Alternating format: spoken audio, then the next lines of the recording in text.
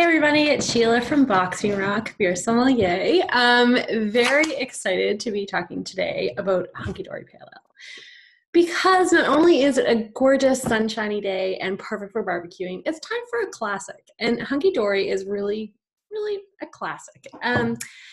Any brewer or brewery worth its salt is going to have some sort of foundational pale ale. And this is Boxing Rocks.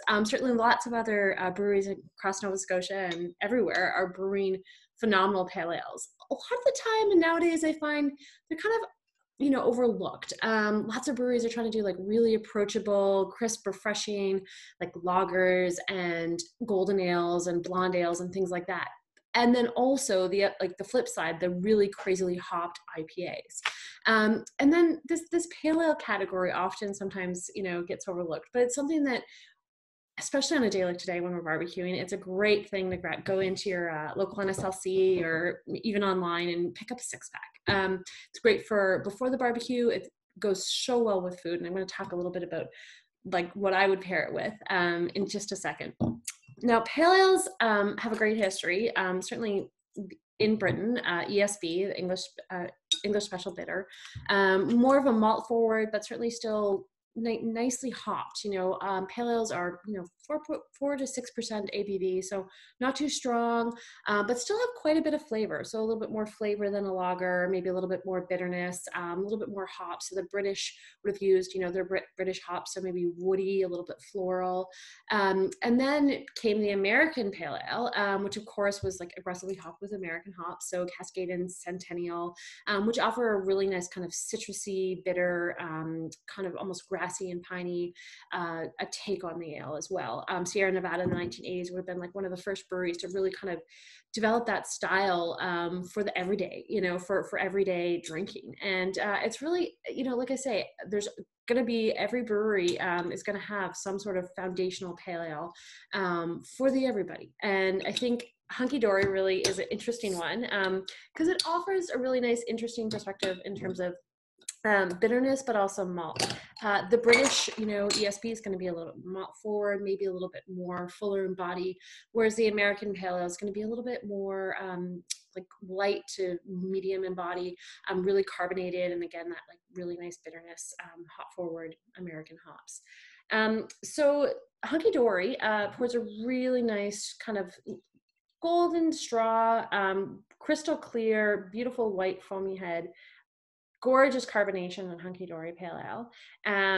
And right away, the aromas you're going to get. Now, Hunky Dory is a fun beer because pale ales often are just pale malt and ale yeast, as simple as that. But Hunky Dory actually has some fun additions. And I have like my little tasting tray here. Hunky Dory actually has Nova Scotia honey, a little bit of delicious green tea, some orange peel, orange zest, and lemon zest as well. So you get a lot of these flavors as you smell the beer and as you taste the beer.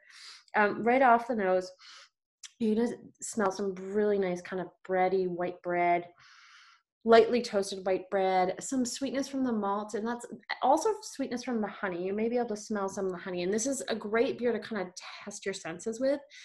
Smell a little honey and then smell the beer and see if you can get a little bit of both. Though there's some nice floral hops as well in the aroma with Hunky Dory. Now, if you give it a nice big sip,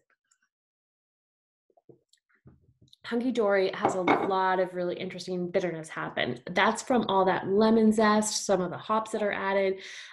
It also all has some fruity, like orange happening.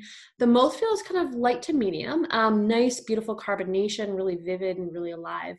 And the finish is kind of dry and almost tannic because of the green tea that's added. But dryness also can mean refreshing.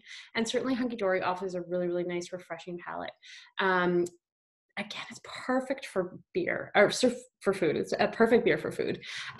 When I'm grilling and when I think about grilling on a nice summer day like this, I think about grilling fish. And Hunky Dory, a fun thing, would go with all kinds of different types of fish. I would use it with swordfish, salmon, whitefish, shrimp, even shellfish, like lobster, it's perfect with. And the reason why is because it offers such nice lemonness. So you don't even need the lemon on your fish when you have Hunky Dory. If you wanted to try a complement, complement flavors, you could have a really nice honey glazed orange and lemon zest salmon. That would be, bring out the honey and the orange and lemon zest in the beer as well as in the fish. If you want a fun contrast and even a little bit of a cut, you could do a spicy chili whitefish with dill and garlic. And that the bitterness from the beer is going to kind of cut that spicy fish. And I'd suggest like a nice whitefish or even like a swordfish grilled on the barbecue. So those are some fun options to pair with Hunky Dory. Again, it's a great beer to just kind of sit around and get a 6-pack and have some deck beers with some friends and barbecue away.